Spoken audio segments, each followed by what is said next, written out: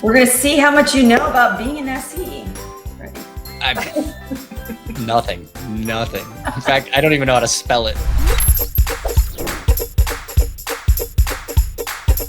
Hello and welcome. This is another episode of Tech Deck Karaoke, and I am extremely excited for this one. We are joined by Marjorie, and she is brilliant and awesome and does a lot for the SE community. And the only thing I know about the presentation today is it involves the sales engineer or SE community. So Marjorie, welcome. Please introduce yourself to the audience here.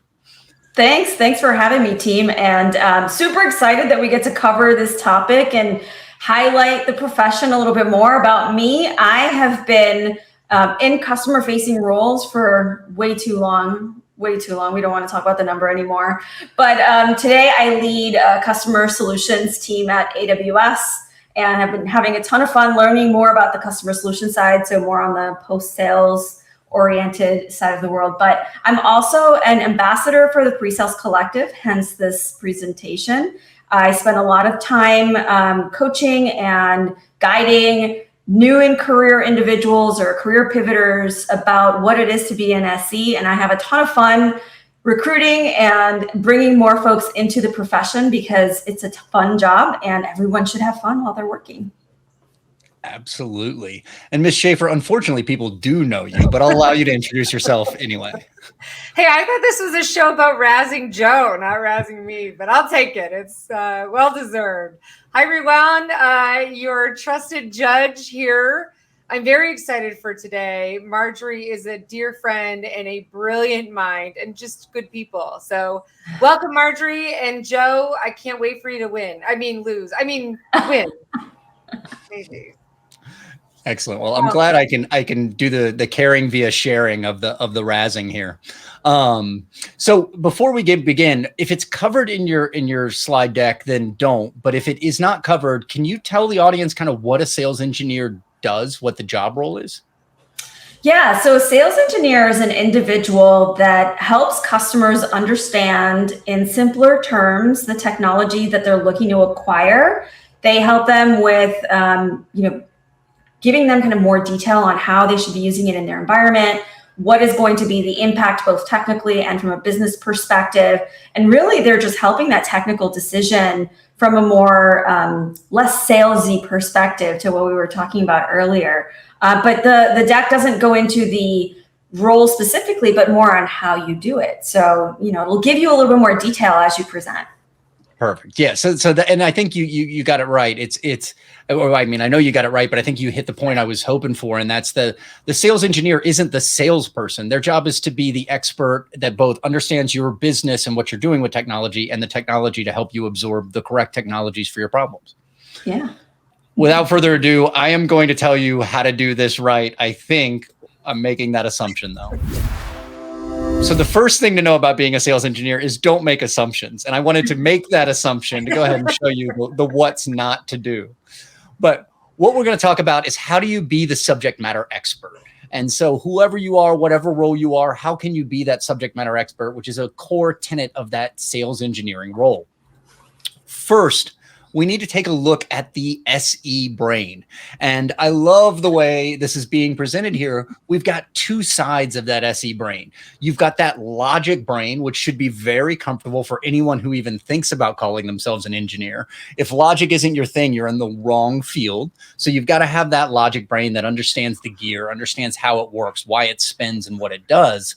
But you've also got to have that creative brain to apply all that logic to the unique challenges your customer is facing. So that creative side helps with both the problem solving, but also the communication of that logic in a way that's absorbable. A lot of what an SE is going to do is take that deep knowledge that they have and convey it to people that don't have that level of subject matter expertise. So without the creativity, you don't have useful tools like analogy that help make things understandable to somebody outside of your field.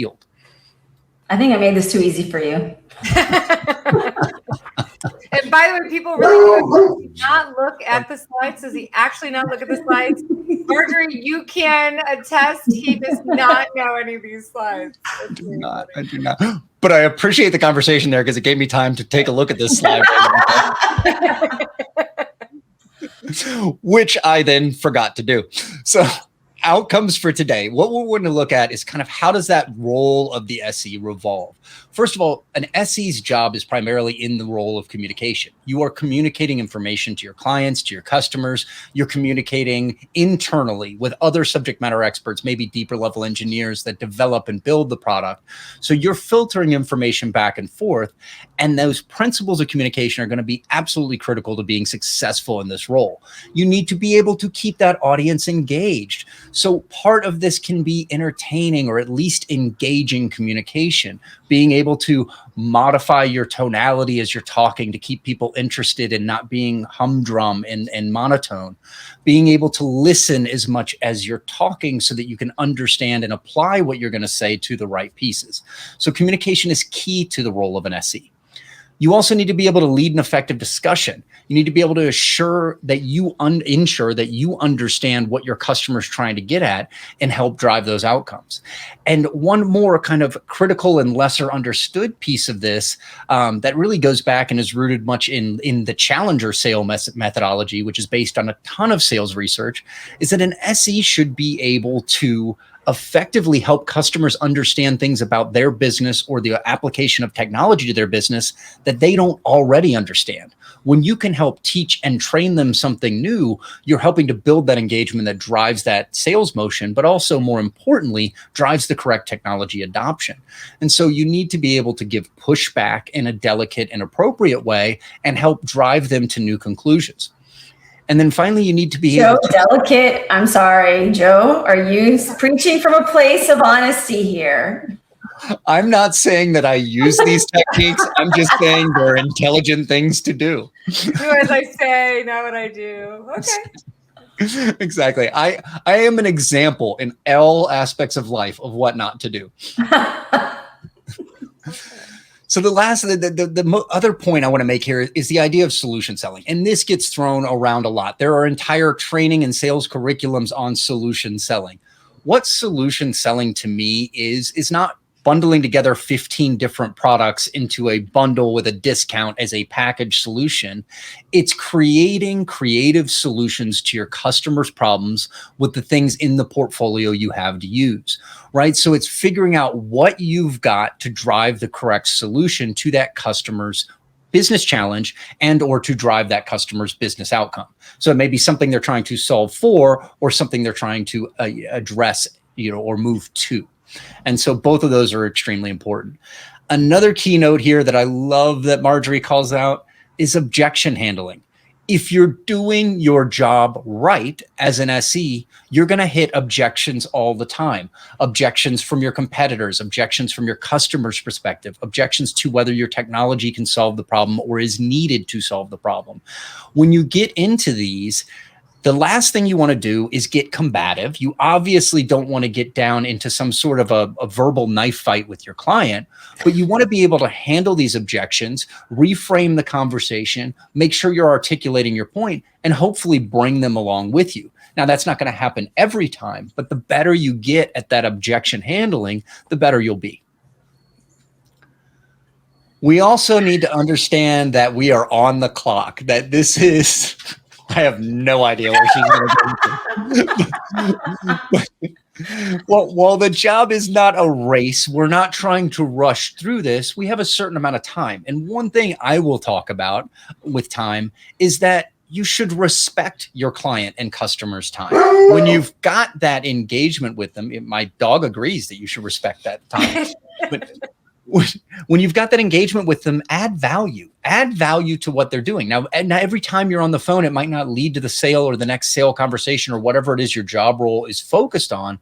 But if you're not adding value to them, one, you're doing them a disservice, but two, you're not going to get as much time with them. So use it wisely. Next, let's look at some aspects of what you're going to be doing in that SE role. First, emotion drives behavior. And one of the behaviors we try and drive is the adoption of technology. So if I want somebody to adopt or change or reframe their thinking, emotion is a great way to cue it. Now, there are bad ways to use this. One of my favorites is the fear tactic of sales, which works really well. Oh my God, everyone's being breached. Buy my security product right now or you're going to die.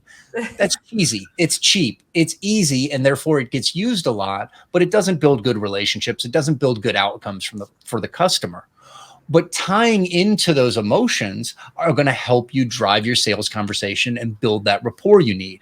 Engaging in humor keeps your conversation light and keeps it engaging and interesting. Driving out their curiosity to learn something new that you can apply about their business or about their technology, even shocking them to some extent. And then finally, circling back to that fear, sometimes we do need to insert some level of fear. And when I say some level, for a client to want to solve a problem, they have to both understand its existence and feel its pain. So sometimes what we're doing is trying to find those challenges and re-articulate them back to them so that it becomes an emotional need for them to correct, because it is a problem for their business, but you need to drive that impetus for change or that impetus for that sale at the end of the day. Then finally, look at some of the little tactics you can do. Things like writing on a whiteboard, things like giveaways, things like handouts, all of these things can help grab engagement, bring clients into the discussion, can help gain their interest. Looking at presentations, how do you keep those presentations engaging and more interesting? There's a lot of different tools you can use, from music to asking questions, drawing figures, interchanging from slides to the whiteboard to conversation, changing your posture, walking through the room. When you watch great presenters at large conferences, you'll notice they're not standing static behind a podium. They're using their hands, they're using motion, they're changing their voice. They might be using voice and video. There's a frequency you need to change up the content to keep the human brain engaged. And these are all great tactics to use.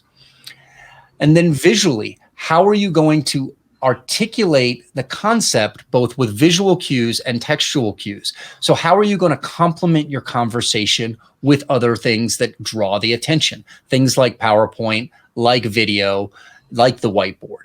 And these are absolutely critical. You want to be able to use them as tools to drive you. Another thing I love to note when we talk about using these visual cues is they are tools for you, not the other way around. If you bring up that PowerPoint and it's got 20 slides and you were prepared to talk through those 20 slides and you get to slide number 2 and the customer goes, "That is my problem," and you skip to slide number 3, you just failed. Talk and move with the flow of the conversation where required. And if you have to abandon those visuals, abandon them, because it's not about the tool, it's about the conversation you're creating. Now, I love the examples here because some of you are probably looking at this and going, "I would never do X," or "I'm not the type to use Y." Great. Abandon that one. Use the ones that work for you, because the more natural it feels, the more engaging you'll be. So, with all that being said, how are you going to maintain the attention of your sales teams or your customers? First, you got to have something important to say, and then you've got to have a great way to say it. So as we look through this, the most important thing to think about is, how do you ask effective questions? And how do you use questions to keep that engagement? Right now, I am monologuing, and I love to monologue. But when you put me in front of a customer, I try to avoid it wherever possible. Because if I'm using my 2 ears and 1 mouth in proportion, I'm going to be more valuable to my client, I'm going to be more engaging to them, and I'm going to be able to drive better outcomes. A lot of the ways you do that is by asking effective questions. Effective questioning involves using multiple different types of questions. Short questions that are easy, yes or no answers.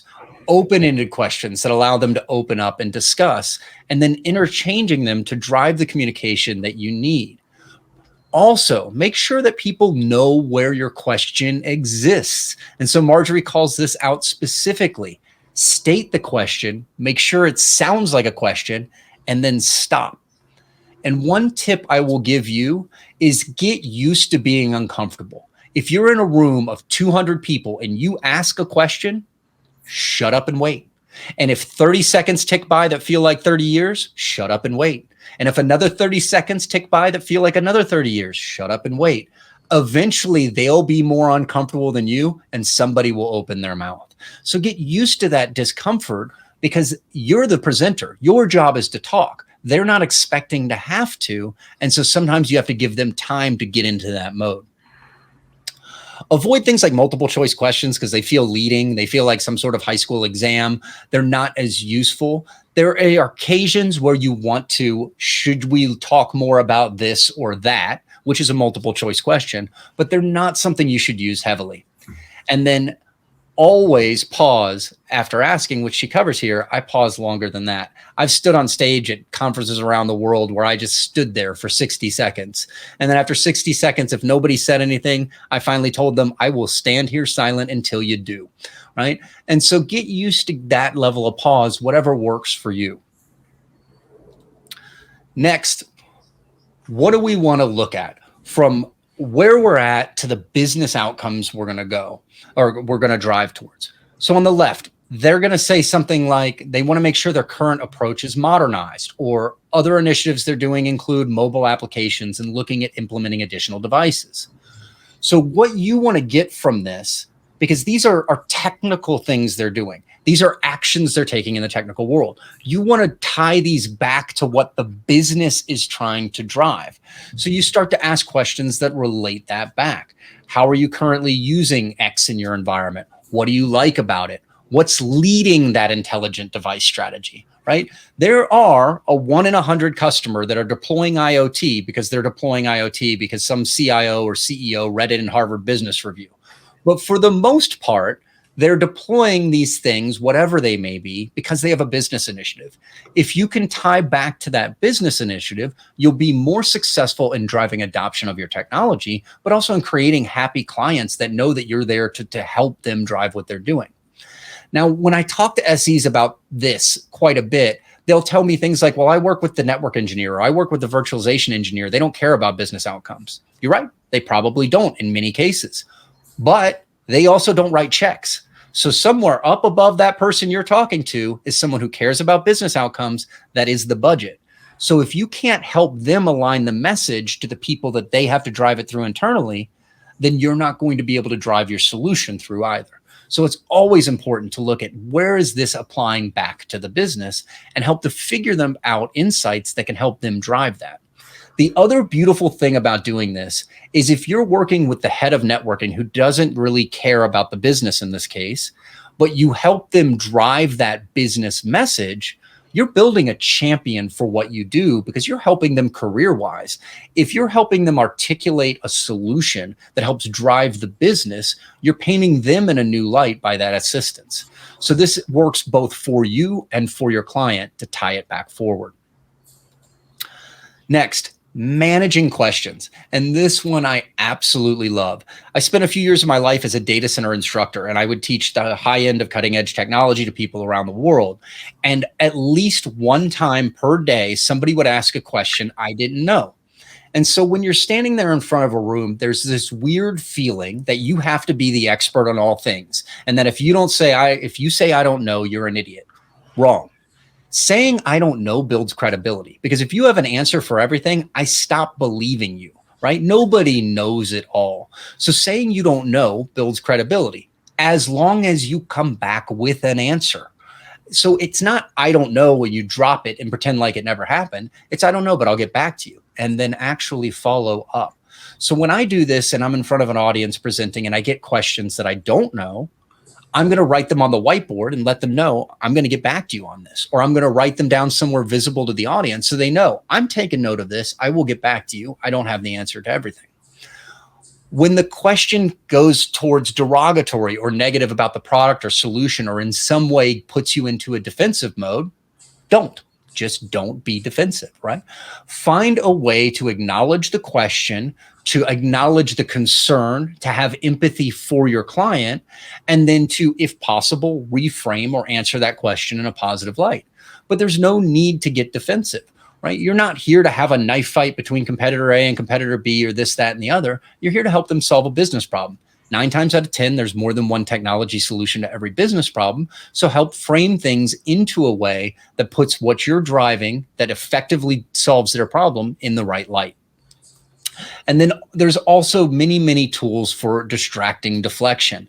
I've used a lot of these, and I'm, again, a much more abrasive and carefree attitude towards the way I engage this. But one of my favorites was I was working for a big data analytics security product, and I was presenting it to a team of extreme engineers in the middle of the Ukraine a few years back. And 2 slides into the presentation, when I'm talking about what this big data engine does for the business, somebody asks, well, what's the file structure underneath and what big data system are you using? Now, this is the type of question that can totally derail the conversation because we're trying to set value up here and you're trying to go way down here into the weeds. So I paused and I asked what kind of car the engineer drove. Now, when you ask that weird question in that context, you're going to have to pause for a while. So I paused and finally he realized I wasn't moving forward till he answered. So he told me something like a Toyota Corolla. And so I asked him what kind of spark plugs were in that car. And I paused. And he didn't have an answer because the spark plugs were irrelevant. And I told him the same applies here. The big data system is irrelevant. What you care about is how many doors, what's the gas mileage, and can it get the groceries, right? So let's talk about the value. And then if you want to dive into the weeds, you can. So that's an extreme version of distract and deflect, but there are tools to do this.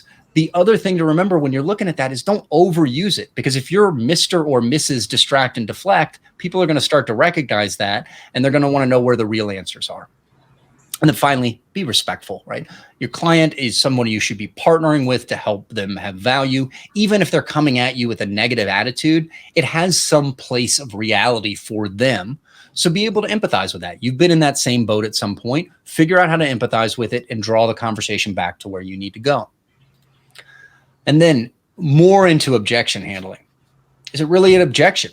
And if it's an objection, how can you classify it? So there are objections you're never going to get through, right? In the Cisco world, we used to call certain customers anything but Cisco, ABC customers. There were customers that were so wronged in their eyes by Cisco products at some point that they will never buy Cisco again. And so is that a valid objection? Probably not. Did it come from a valid concern? Probably so. But there are going to be some objections that you won't be able to get past. So identifying those quickly and knowing that you're not going to get past them is huge. But then below that, is this something very fixable? Is there a simple lack of knowledge of some sort that you can help fix or alleviate? Is it something below that? Is there a hidden agenda? And you'll see this a lot in your sales engineering cycle. You're delivering a solution that crosses boundaries within the customer silos. Virtualization was a really good example of this back in the day. It touched storage and networking and compute, and those were heavily siloed in the administrative teams. So you would get these hidden agendas where one team or the other was trying to derail the sale or the project because they didn't want to have to go deploy or learn something new, or they didn't trust it. So when you find those, if you identify them, you might be able to find ways around them. So the key here is to be able to start to understand, what is this objection? Is it something real? Is it something fixable? And if so, how do I fix it? How do you handle them? You're going to maybe connect with the person, find a one-on-one, take it offline, start digging to find kind of that root cause of that objection. Did the CEO of Cisco run over their dog and that's why they're never going to buy Cisco, and would getting them a new puppy fix the problem? Obviously a facetious example. But more importantly, show value, right? As you're getting in here, show the value. And even if this sale doesn't go through because of the objection handling, you're going to get the next at bat. You're going to get the next conversation because you're in there showing value. How do you take this information and move forward? Well, first, you stay tuned to hear the expert talk about this in the way it was intended instead of hearing me babble. Second, there are some really good books out there, podcasts and blogs. So Mastering Technical Sales, the Sales Engineer's Handbook, is the bestseller in this category and probably the only real major published resource in this category. I've become intimately familiar with that book recently because I'm working on a book contract that is in the same world. And so I always have to answer a bunch to, how are you different than Mastering Technical Sales? Because nobody wants to go compete with trash bestseller, right? A lot of podcasts, and this is one of the things I love about Marjorie. She's big in this community to help support these, to help support SEs. And so these are free resources, but they're also excellent resources, which often don't go hand in hand. And then plenty of blogs out here, which Marjorie can expand upon all of these. If you have questions, email her. I'm an idiot. No way. All right. What's next? How do we judge? I mean, is there really much judging to be done? Come on, I am excited to hear you present this because I love the content. I love some of the things you called out on the slides, and I love it because you're pulling out little nuggets that people often gloss over and forget. And then it shows me you're spending a lot of time in this area. One of the things I always love is that, like, as you build expertise, you forget a lot of the little steps and the minutia in between. Like if you go watch a YouTube video because you want to build a table in your workshop or something like that, they'll show you how to build a table. But when you go to do that and replicate the process, you'll be looking at something that just doesn't work. And it's because they just glossed right over something that they do every time that they've been doing for so many years, they forget they do it. And so you pulled a lot of those out. I'm excited to see them. I mean, I got to say that, so the presentation is meant for experienced SEs, surprisingly, right? So I don't know if you caught it, but in one of the slides I call out who I did this presentation specifically for on this one example. But a lot of times, leaders come to me and they're like, my team is super technical, but they forget about how to handle customers. And can you help us with just walking them through some best practices on how to best manage this? And really, that's what this is about. It's just giving folks, like you said, some of those nuggets that we just tend to forget because we're so focused on the technology, getting smart on that we forget about the human skills. Absolutely. And they're critical. I've always said from kind of my roles where I've led SEs is if you give me someone with all the soft skills, I can teach them the tech faster than if you give me somebody with all the engineering skills that I need to teach the soft skills. Yeah. Okay. I think if you're ready, the floor is yours. Awesome. All right. So a bit of context, this tends to be an interactive conversation. So I will make believe that there's an audience. I will accept the silence as someone has asked a question and has interacted. So just keep that in mind that this is meant to be engaging as opposed to because we're teaching SEs how to be engaging. But I will intentionally not introduce myself, folks, on this specific presentation, and that's because I will present and introduce myself a little later, because I want you all to hear an example of an introduction that's meant to create kind of the sparks and make people excited about who you are when you're kicking off a conversation, when you're trying to gain that trust with your customer. But part of what we want to talk about today is all of you are super smart, super technical. You do this every single day. You know the technology in and out. So that logical piece, we got it. I'm not worried about it. What I want to make sure that we're talking more about is how do I leverage the creative brain that you have, that sometimes us as technologists forget that we have it. It's just sometimes buried in there. So today will be about how do we leverage your creative energy in bringing that forward to keep your customers engaged in the conversation, having them help you be successful, because a lot of times we forget that it's not us who makes us successful, it's the customer, and we want to bring them along for that journey. And we'll talk a little bit more about what are the overall intended outcomes of the presentation. This deck is meant to be interactive, so if I ask questions, please jump in, or if you have anything that you want to bring up, please do so as well. But what are the outcomes for you? And I'm not going to bore you with every single detail on the agenda, but this is the obligatory agenda slide.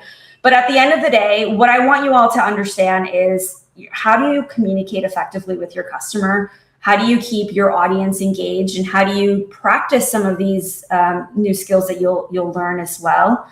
How do you lead an effective discussion in making sure that you're taking the customer along with you in that journey? And again, getting them to respond to you and then getting them to trust you to share more information with you. Because sometimes if they don't trust you, they're not going to give you the data that you need to be able to drive that opportunity forward. Solution selling, it's super important. We'll talk a little bit about that during the presentation. I've got some slides on objection handling and the traditional stump the chump that we tend to get as SEs. And for anyone who is in a customer-facing role, I'm sure you all have experienced that. We'll go into that a little bit more. And I've got some resources for you all. I will share that these are a little bit dated, so I probably need to update them. There's probably more resources available for you all that we should make sure that we're including for folks that are watching a specific video and recording. But to the wonderful clock here that we had, and this is for Sabrina, studies show, and I know you like data, Study shows that we actually have 30 seconds to make that first impression. And how we spend our first 30 seconds in front of a group will really set the tone for how your customer is going to receive you in the future and how well they're going to engage and listen to everything that you have to say. If you haven't gained that trust within the first 30 seconds, you haven't necessarily fully lost them, but you might. They'll disengage, they'll start using their phones, they'll all of a sudden have the surprise meeting that they need to run to before you're actually done. And what you want to make sure is that you're having an impactful introduction to yourself. And that's what I wanted to do here, is use this time here to introduce myself and use this time to see whether or not you're going to keep paying attention to my presentation. But from an introduction perspective, my name is Marjorie Abdelkrime. I'm a person that believes in starting with why. And the reason why I am here is to make sure that each one of you has the skills necessary to be successful as a solution engineer at your company. I want to make sure that you have all of the right information and best practices so that you can go out and demonstrate these skills to your customers so you can gain their trust. I also believe in empowering the next generation of technologists. I think it's important that we are not just thinking about our own careers as individuals, but we're thinking about the future. Many of us, hopefully soon, I hope, will retire and at a young age. But we want to make sure that we're setting up the industry with the skill sets, with all of the technologies that are coming behind us. So I want all of you to learn a little bit about how to be the best solution engineer, not just for your day-to-day job, but hopefully you take my message forward to the next group of folks that you meet. All right, so we'll get into the meat of the deck, but this is the introduction I want you all to take from here, is spend time talking about your why. I think we always focus so much on what we've done and our resume, and people don't care. I mean, maybe they will a little, but at the end of the day, if you don't connect with that human being, they're going to forget what you did, but they won't forget how you made them feel. So we want to make sure that we're spending time thinking about how we make people feel when we're introducing ourselves. But let's get into the details of, how do you create that connection with the customer in front of you? And I like to call these the big bang ideas. And there's some examples here of how I'm going to pause here. Joe, you did this slide really well. And now I'm thinking back to how you did it. Oh, and I'm not moving forward. I'm just looking at my own screen. Sorry, hold on. So these are the big bang ideas. Wait, no, this went too far. Wait, one more. Sorry. I was just thinking about how you did it. So let me just get back into game. All right. But these are the big bang ideas, and they're examples of what you can use to engage your customer. And we'll talk a little bit about some examples of how sometimes you can leverage these different types of examples to get the customer engaged. If you like to joke, show that. Bring that emotional connection into the conversation and tap into it. When you're humorous, people, again, will remember that you made them feel happy and excited about the specific conversation. Obviously, don't go too far on a tangent, but make sure that you're having fun while you're at it. Be curious. Make sure that you're having a curious conversation. Don't come in as the pompous expert that knows everything, because guess what? We don't know everything. Sometimes the people that are in front of us have a lot more experience than us, and we can learn a ton from them while also teaching them a little bit about us. And really, at the end of the day, it's about evoking that emotion that will just create that hook for you. Around the kinetic side of things, I think it's important to recognize that physical movement or that physical, engaging with the person in front of you also creates another connection. So something as simple as just standing up and asking the room to stand up with you. Let's all get up. Let's all talk about this. Or you throw out a question to the room and say, for the folks that have, managed databases, please stand up. That's that act of moving. Again, you're creating that connection and that emotional sense from that team member or that client to make sure that they're feeling like they're part of the conversation.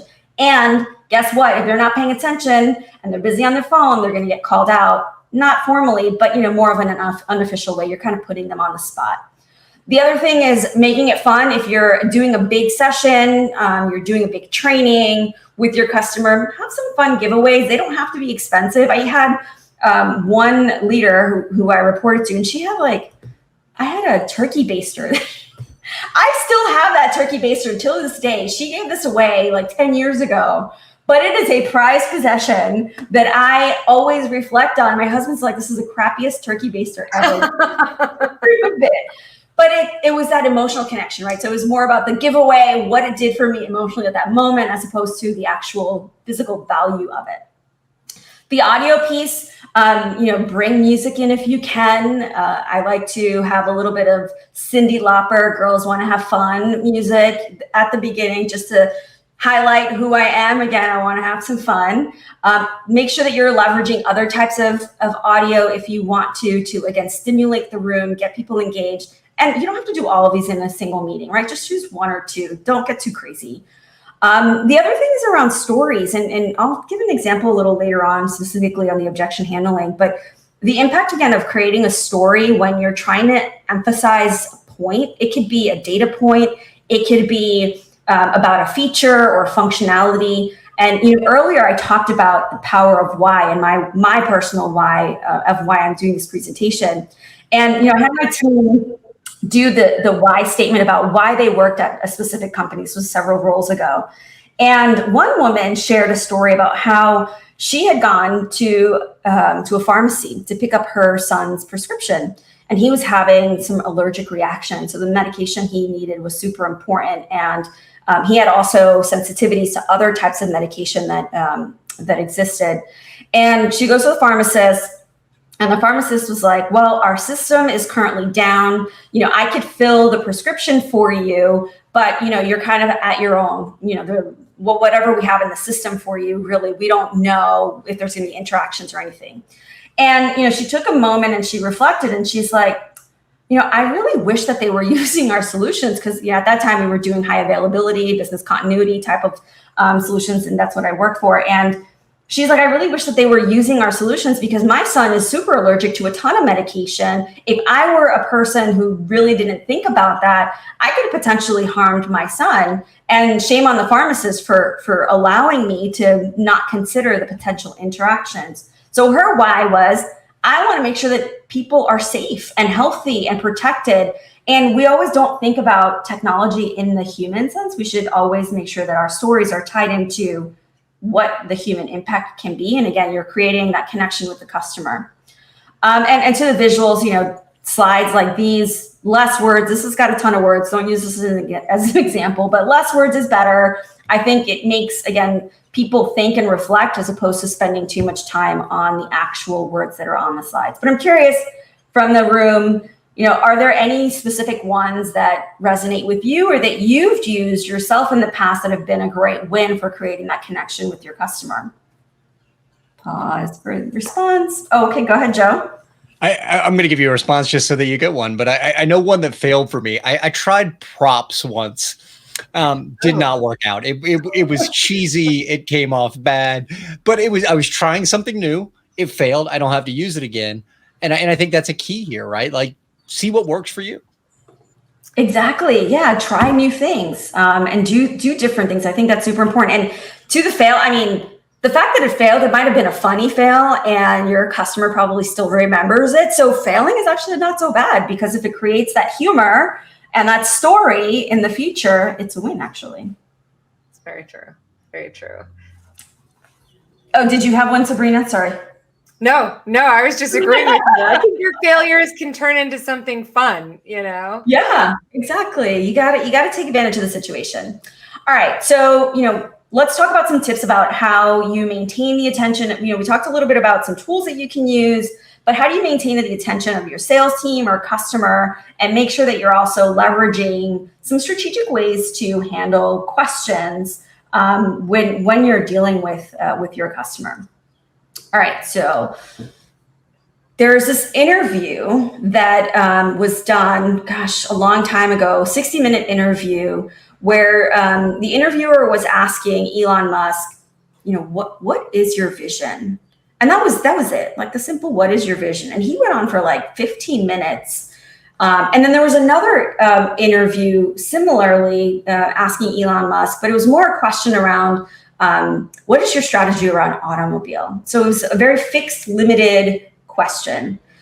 When you think about, especially as you're doing discovery meetings with your customers, you want to make sure that you're asking simple, short questions. In fact, If you can make them less than 7 words, even better. Make sure that they're open-ended. Don't try to offer too many options to the customer, or don't restrict it to one specific area. So from a technology perspective, let's say you're in the space of helping your customer modernize their data center.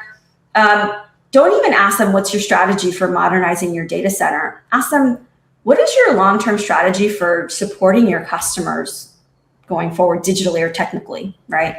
Big question. That's a big question. There's so many angles to that. And you can start pulling the thread of the different responses that you get. And they won't give you like unrelated responses, right? They'll obviously respond that's more tailored to your specific area of expertise and why you're in the room. But the fact that you open it up and you don't say, how are you planning on modernizing? That does restrict it a little bit more. You might not hear about other initiatives that you want to make sure that you're helping support. And it comes down to the aspect of solution selling, right? A lot of times when you limit your questions, you don't solution sell. Now you're product selling because you've restricted the area that you want to focus on. When you solution sell, you want to open the book a little bit broader to make sure that you're looking at the different aspects of what the customer is looking to solve for. So make sure that you're limiting how many words you're putting into the question. I think the other thing is making sure that you're not giving them a list. So let's say you're going to say, what are your plans for modernizing your data center? Are you planning on refactoring all of your applications? Are you going to rehost? Are you just going to do a lift and shift? Now you've given them options. And again, you further restricted what could have been potentially a not so bad question, but now you've restricted their options by telling them what exactly they should be focusing on. So again, you want to make sure that you're making them as broad. I think the other part that you want to make sure that you're doing is pause. And I know some folks believe 60 seconds. Especially if you're at a customer meeting, they're going to start in big audiences. Maybe you can pull that off. But I think in a small room where you've got a more intimate setting, people are going to be like, what is this person thinking about for 60 seconds that they're not saying anything? So maybe between 5 to 15 seconds, give the room an opportunity to think about the question you just asked and let them process it and then respond it. But the moment you start jumping in to answer for them, again, you're not going to get the information that you're seeking. And at the end of the day, when you're hosting these types of conversations with customers, you're trying to get information, not give them information. All right. So I'm curious from the room, when you think about questions, what are some of the best formed questions you've had with your customer, or that you've posed to your customers that you felt really gained the trust and also that they shared more with you than you traditionally would have? And again, pause for audience. I don't know, Joe, if you want to jump in as a pseudo audience here. All right. But yeah, again, you want to make sure that we're giving folks an opportunity to demonstrate some examples here. All right. So next slide. The big thing is, how do we take some of the ideas that you've already pre-established based off of your, let's say, pre-discussion with your sales rep or the account manager on the account, and translate those into good questions that will lead to business outcomes. And I think a lot of times folks think, well, why should I be thinking about business outcomes? You know how people get promoted? By demonstrating the results that they've delivered. And by you helping your customer, if they're, let's say, more entry level and less senior leader level, helping them think about where their career is going next, you become their trusted friend, well beyond just the technical jobs that you have on a day-to-day basis, but helping them think about the bigger picture and how they can get themselves a seat at the table. So make sure that you're helping your client think about business outcomes if they are not. And if they are not, really, you're going to have a little bit more work on that angle. But here are some examples. Let's say you have a customer that is thinking about modernizing their approach. And we talked about open-ended questions earlier. But let's say you can ask, how are you currently using Lenovo in your environment? And this is a customer that already has a certain footprint. You know what they are doing. You don't need to tell them, but you want to hear from them what they're doing, what their understanding is. Sometimes the person that you're dealing with doesn't understand the bigger picture of the solutions that they're leveraging and how all of the pieces come together and how they can leverage it.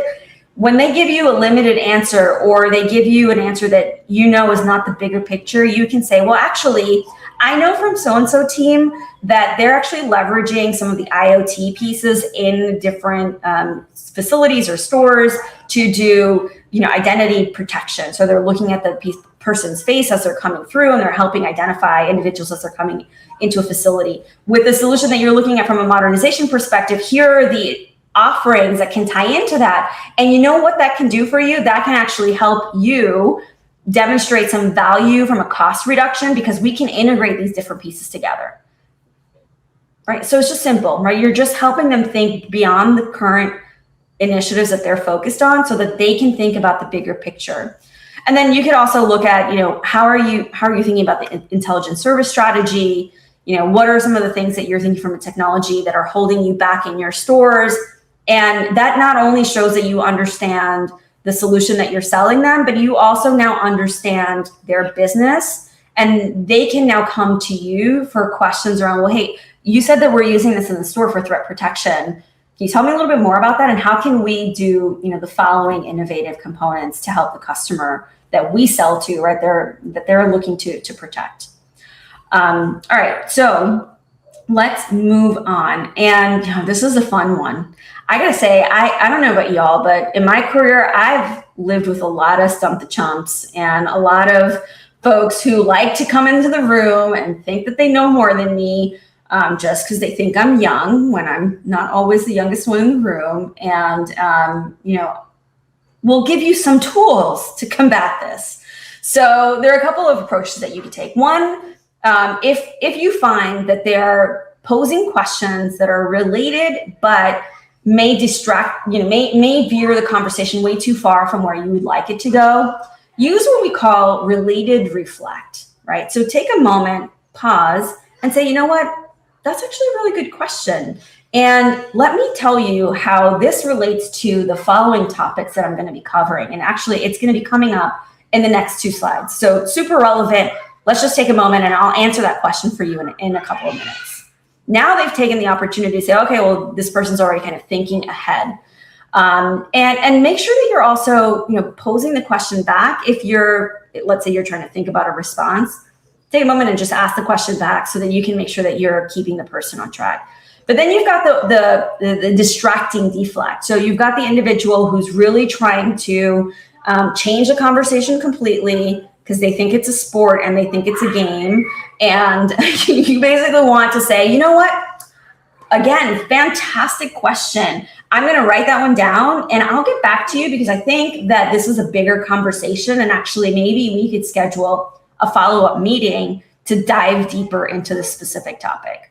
So now you didn't just not answer their question. You've actually opened up an opportunity for yourself to make another call to this customer where you might not have had that opportunity. So take those questions that you might want to deflect and leverage them to expand your relationship with the customer so that they don't feel like you ignore them, but also it's a win for you from a long-term perspective. And then at the end of the day, be respectful. I think a lot of times when we ask folks to ask questions, people are going to be timid or they're afraid. Don't make them feel like the questions that they asked were inappropriate. Obviously, they were officially inappropriate. Do that, call them out. But don't make them feel like it's a dumb question or anything like that. I think it's important that you make the individual feel as comfortable as possible, because asking questions will prolong the conversation. And sometimes that's what you want. You want to expand the conversation so you can learn more as well about them. And it's about being professionally curious on both sides of the house. All right, so let's talk about objection handling. I'm actually going to give you guys a story on this one. So earlier on in my career, I was a professional services consultant. I used to do designs for this archiving platform back in the day. And there was a lot of storage pieces, of which that was not my strong suit. I was an exchange administrator. My background's in data collaboration tools, and my whole purpose was to help them facilitate archiving off of their exchange environment so that it was a little easier to manage and back up. And this was back in the day where there was no exchange online. I'm dating myself here. Anyway, so I walk into the room, and I remember it was with a pet store provider that shall remain nameless. And I walk in and the room is full of like a ton of people. I've got SQL administrators, got storage admins, the exchange team, the governance team, because one of the things that we wanted to do was start putting together a plan so that they can start moving the data and expire it so that they're not as liable from a data discovery perspective.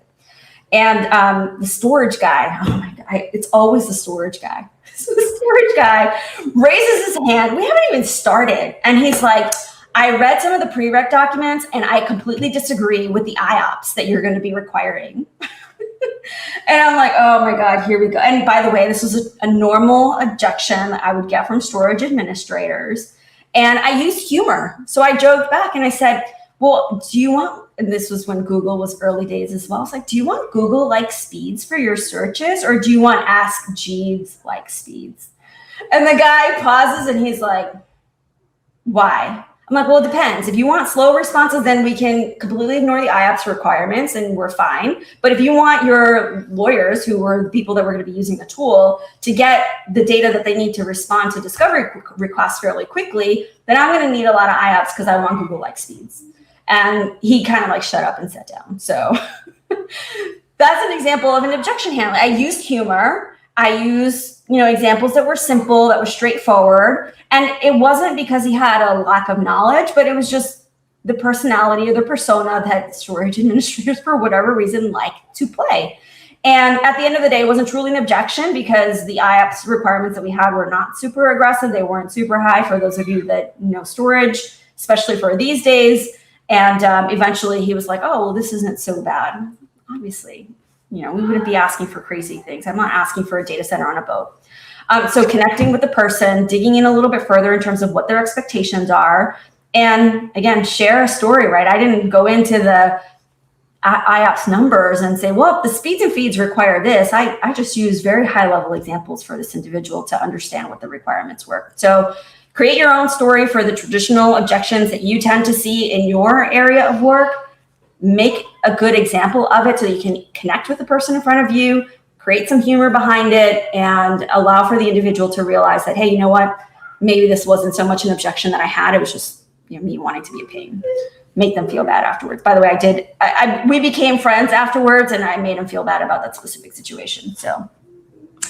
All right, so let's talk about some resources and tools for you. Obviously, this is not the end of your journey. You should be continuing to learn going forward. You should be spending more time practicing your skills. Find a buddy on this call that you work with on a daily basis and make sure that you're doing these examples with one another, trying things out, seeing whether or not it resonates. And when you're in meetings and you might try something new, ask someone afterwards that might be a peer that might be on the call, hey, what did you think of that approach? And see what they think. But there are some other tools, we've got Mastering Technical Sales, which there's also a leadership version of that book. So if you're looking to move into leadership, there's some really good tips in that book as well. I also like the 6 Habits of Highly Effective Sales Engineers. That one's very simple. It's a small book, but it gives you some really good examples on how to be effective on your day-to-day role. And not necessarily just spin selling, but any methodology selling that your company might use. Spend some time reading about what that methodology is. Learn, the different tools and resources that are available for that specific methodology, and also employ them as you're engaging your customer. And there are a ton of podcasts. This is just a couple of them. I'm broadcasting my own, so, just putting that out there. But there are other ones out there. And there's also some blogs that you can check out, both on the Pre-Sales Collective site.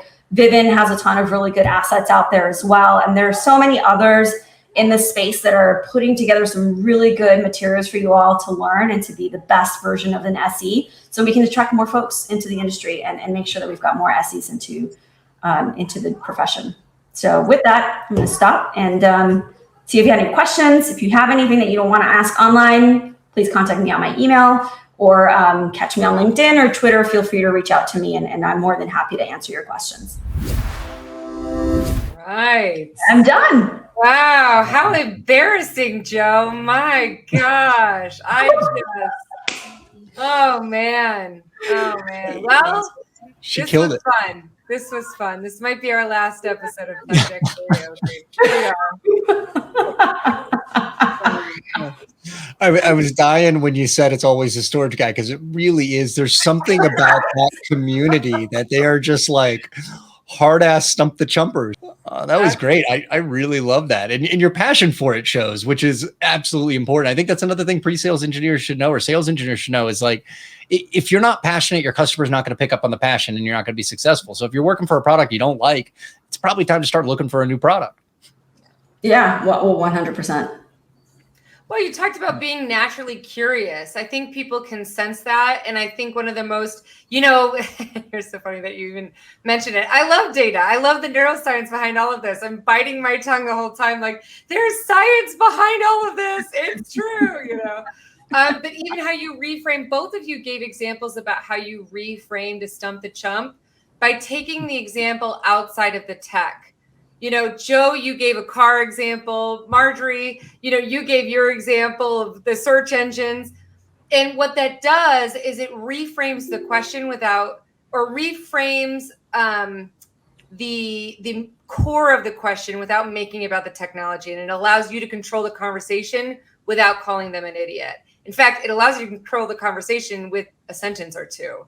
So it's very powerful. And when you talk about evoking emotions, we have these little things called mirror neurons in our brain. And when you evoke emotion in somebody else, it actually is firing those same emotions in them and their mirror neurons, so they feel that same way. So when you ease a difficult conversation with a joke, with some humor, or you insert your why, it triggers that same emotion in them, and then helps from a learning perspective and a trust building perspective. It helps build all of that. So of course I love this topic. Of course I'm obsessed with the topic. And like, Joe, I'll agree with you on only this point. Your passion absolutely comes through. Excellent. Well, I got one. All right. I gotta say, you did a really good job, Joe. There was a couple of slides where I was like, I probably should rethink how I say this one going forward based off of how Joe did it. So good job. Well, thank you. And Sabrina, do you want to deliver the bad news? Because I know I finally won my first Tech Deck Karaoke. Well, first of all, I'm going to make sure that post-production edits that last part out. We are not letting that get out to anyone. I love teasing you. I love it. I'm being mean, but no, I would say, really, you did a great job. There was the one slide with the reflect and deflect that I was just kind of laughing and bubbling up inside. The timer slide was hilarious. Oh, that was very funny. Although I will say that was another point that I don't know if I've heard a lot of folks point out, Marjorie, which is so true, which is change your introduction. No one cares about your title. They don't know what it means. Even you said you're a solution engineer. It's like, well, what does that mean? It could be. Yeah. So anyway, I'm so sick and past the days of, well, my name is Marjorie and I'm this, it's like, well, no, let me tell you why I'm here. And even how you explain yourself to make it relevant to them as opposed to about you, which I guess is kind of the whole point of your entire presentation. So with that, Joe, you brought us some good laughs. I want you to win. I want this for you, but to Marjorie. Sorry, Joe. I believe every part of that, except that you want me to win. That was awesome. It was entertaining. It was a lot of fun and just great information. And I love this stuff because it doesn't matter how long you've been doing this job on the SE side, you can get better. And that's better for your clients. It's better for you. It's better for your career. Real quick, Marjorie, before we go, because I didn't even know you had a podcast, and I feel like I know so much about you. So I'm so glad you said that. Where can people find your podcast? So it's not my podcast. I tend to do a lot of podcasts with the Pre-Sales Collective. So if you're looking for a content of mine, just type for Marjorie and you'll find my material. Awesome. Well, Marjorie, thanks for joining us. And I guess thanks for beating me. It has become the status quo here. We really appreciate it. And Sabrina, one day you just won't show up. It'll be great. One of these days. I don't know if it counts as a win still, though. That's the technicality,